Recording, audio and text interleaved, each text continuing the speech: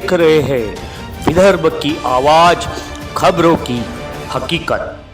मनाला लगीतून झाला माझ्या भाऊ कमी वयामध्ये आम्हाला सोडून चालला गेला. त्याच्या मालकानं मी काही मदत नाही केली. कमी वयामध्ये ताई गेला तर मनाला खूप दुःख होतं. खूपच दुःख झालं. माझा भाऊ कधी आम्हाला दिसणार नाही.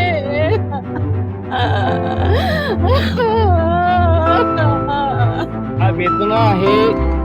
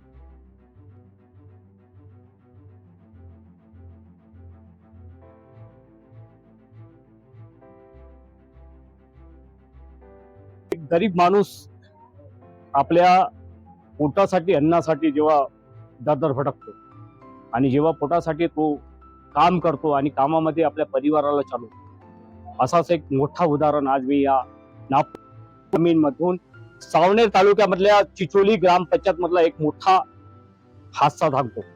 छोटू खडसे एक 27 वर्षीय मुलगा होता, जो एक गाडी म्हणजे ट्रॅक्टर चालवत होता. ट्रॅक्टर चालवताना ट्रॅक्टरचा पंक्चर झाला आणि पंक्चर बनवता वेळेस ट्रॉली जी आहे ती उसळून त्याच्या अंगावर आली आणि उसळून अंगावर आल्यानंतर त्याचं पूर्ण जे आहे ते पूर्ण ते शरीर आहे ते पूर्ण अकळलं आणि त्यानंतर त्याला बऱ्याच 2 महिन्यापासून तो मेडिकल मेयो मध्ये उपचारासाठी तो भरती होता आणि काल एक दुर्दैवी त्याचा अंत झाला यासाठी की काय त्या गाडी मालकाने काय त्याला बघितलं नाही, गाडी मालकाने त्याच्या दक्षता घेतली नाही. मी छोटू खडसेच्या परिवारात आपण बघू शकतो की छोटू खडसे कालच त्यांचा वाला अंतिम संस्कार झालेला आहे. छोटू खडसेचे मोठे भाऊ आहेत, वहिनी आहेत, त्यांचे मुलगा आहे, त्यांची मिसेस आहे, आई आहे ना बहीण आहे. आपण बघू शकता की हे सर्व अतिशय जे आहे छोटू खडसे जो आहे एक चांगला प्रामाणिक ड्रायव्हर पद्धतीचा होता आणि तो ड्रायव्हर पद्धतीचा माणूस असल्यामुळे त्यांनी फक्त ट्रॅक्टरचा पंक्चर काढता वेळेस ते ट्रॉली उलटली आणि त्या उलटल्यानंतर त्याच्या शरीराला इजा झाली आणि 2 महिन्याचा संघर्ष केल्यानंतर छोटूचा मृत्यू झाला. छोटूचा आज आहे 3रा दिवस आहे. काल छोटूच्या इथे अंतिम संस्कार झाला, आज राखड विसर्जन झाला आणि राखड विसर्जनच्या नंतर शोकाकुल परिवार आहे. या परिवाराचं छोटस घर आहे.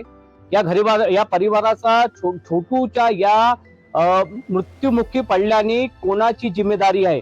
आतापर्यंत 2 महिन्यापासून ज्या ट्रॅक्टरचे मालक आहे माऊली एंटरप्राइजेसचे रोशन भाऊ आहेत, त्यांच्याकडून आताही या परिवाराला कोणत्याही प्रकारच्या साधना भेटली नाही, त्यांच्या परिवाराला कोणत्याही प्रकारचे मदत भेटली नाही. माझ्याबरोबर त्यांची मिसेस आहे, मी त्यांच्याशी बोलतो.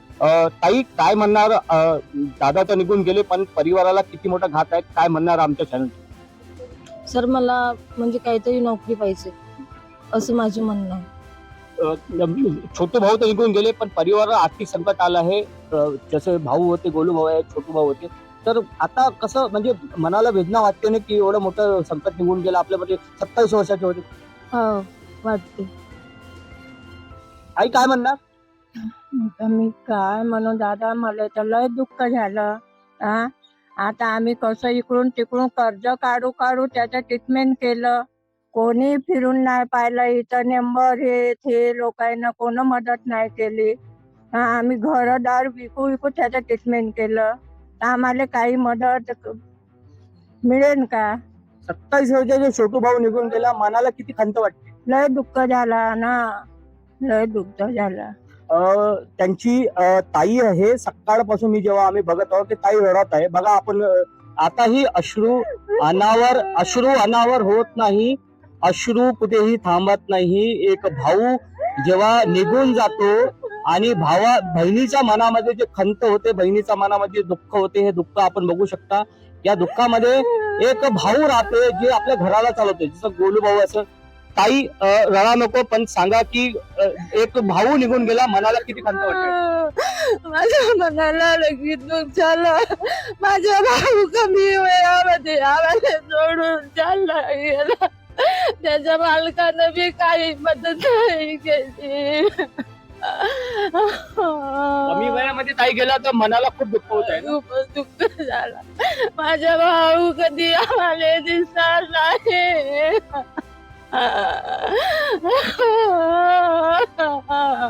हा वेदना आहे एका बहिणीच्या भावासाठी, हा वेदना आहे एका परिवाराच्या लेकरासाठी, हा वेदना आहे एका परिवाराच्या एक छोटू खर्चेसाठी.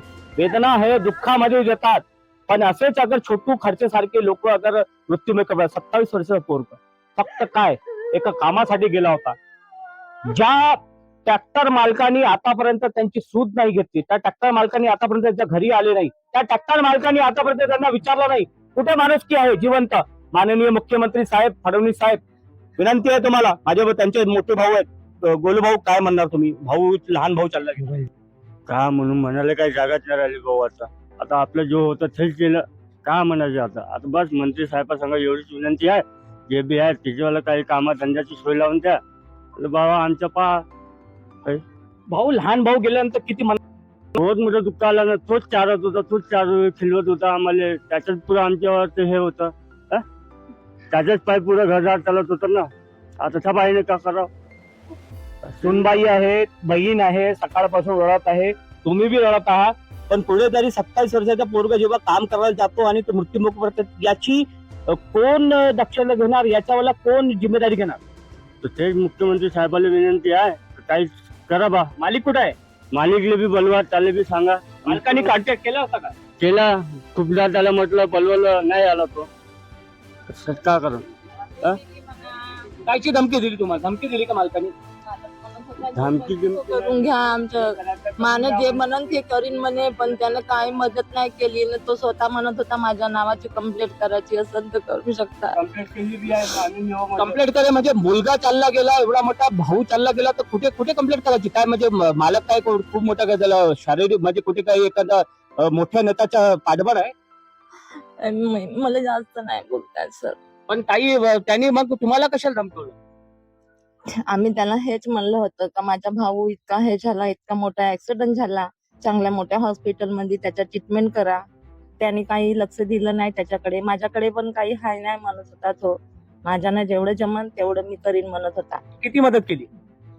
मदत काही झाली का नाही? 10-12 हजारामध्ये जीव वापस येणार नाही. त्याला म्हटलं तू म्हणे टेन्शन नको घेऊ म्हणे, त्याच्यावाला जेवढे लागन ते लावीन म्हणे. पण रोज जेव्हा ते त्यानं मेव म्हणे नेऊन ठेवलं तेव्हा तू पाहिले ना आला, काही नाही. त्याला मी 2-3 वेळा फोन केला, तो तरी पण नाही आला. वरतून धमकी दिली, जे करायचं तुम्ही करा म्हणे. माननीय पालकमंत्री बावनकुळे साहेब आणि मुख्यमंत्री देवेंद्र फडणवीस साहेबांना काय निवेदन द्या, काय प्रार्थना करा, काय विनंती करा? काय विनंती करा ताई पालकमंत्री साहेबांना? आम्ही त्यांच्याकडून मांग करतो का आम्हाला काहीतरी तुम्ही मदत करावे आमच्या परिवाराला. आता आमचा परिवार आता कसं हे झालं, दुःखी झाले. आमचा परिवार खूप दुःखात आहे. त्यांनी आम्हाला मदत करावी, न्याय द्या आम्हाला, न्याय. छोटू भाऊची फोटो आपण बघू शकताय. हे छोटू भाऊची धर्मपत्नी आहे. कॅमेरामॅनला विनंती करतो की छोटू भाऊच्या मिसेस आहे. 27 वर्षाचा छोटू भाऊ जो निघून गेला या परिवारामध्ये. छोटू भाऊ खर्चेची ही फोटो आहे. काल इथे अंतिम संस्कार झाला आहे. आज छोटू भाऊची हे फोटो आपण बघू शकता की छोटू भाऊ हे पूर्ण परिवार आहे त्यांचा. आई आहे, बहीण आहे, त्यांची मिसेस आहे, त्यांचा पुतण्या आहेत, वहिनी आहे आणि सर्व परिवार आहे. छोटू भाऊच्या हा प्रश्नामध्ये सर्वात मोठा एक निर्माण होतो की ज्या दोन महिन्या अगोदर जेव्हा ट्रॉलीच्या एका पंक्चरच्या वेळेस छोटू भाऊला ताली उलटली, छोटू भाऊ अग्रेसर म्हणजे पूर्ण तरी छोटू भाऊचा अपघात झाला आणि अपघातानंतर 2 महिने छोटू भाऊला ट्रीटमेंटसाठी मेयो मध्ये ठेवलं होतं आणि 2 महिन्यानंतर छोटू भाऊनी संघर्ष केल्यानंतर छोटू भाऊचा मृत्यू झाला. याचे जिम्मेदार कोण? हा प्रश्न निर्माण होतो. हे प्रश्न निर्माण करतो, हा प्रश्न निर्माण विचारतो मी सरकारला, या सरकारच्या लोकांना. माननीय मुख्यमंत्री साहेब, माननीय पालकमंत्री साहेब यांना अगर खर्चे परिवारांना अगर आप न्याय देत असाल, या खर्चे परिवारांना आपण दिलासा देत असाल तर विनंती आहे विदर्भ की आवाज चॅनलच्या माध्यमातून की यांच्या परिवाराला आपण दिलासा द्या. ज्या गाडी मालक आहे त्यांना सांगा, त्यांना यांच्या परिवाराला साथण्या देऊन यांच्या परिवाराला आर्थिक मदत झाली पाहिजे. कारण असेच अगर छोटू खर्च सारखे अगर पोरं अगर आपल्या या 27 वर्षाचा पोरग अगर आपल्या या दुनियामधून जाईल, या दुनियामधून अगर आपण छोटू खर्च फक्त एक प्रामाणिक कामगार होता, तो बिचारा ड्रायव्हर होता, फक्त आपल्या परिवाराला पालण्यासाठी तो ट्रॅक्टर चालवता. आता याचा जिम्मेदार कोण? हे प्रश्न मी सोडून जातो. हा प्रश्न सन्माननीय मुख्यमंत्री साहेब, सन्माननीय पालकमंत्री साहेबांना सोडून जातो आणि हा प्रश्न तुमच्या आमच्यासाठी सोडवतो. असेच छोटू खर्च सारखे अगर मृत्युमुखट पडणार या दुनियामध्ये कोण कसा आणि कसं काम करावं हा प्रश्न निर्माण होतो. कॅमेरा पर्सन जयसिंग पाटील बरोबर मी शैलेश ढोरे, विदर्भ की आवाज, खबरों की हकीकत, मुख्य संपादक, खापरखेड़ा, चिचोली, सावनेर विधानसभा क्षेत्र.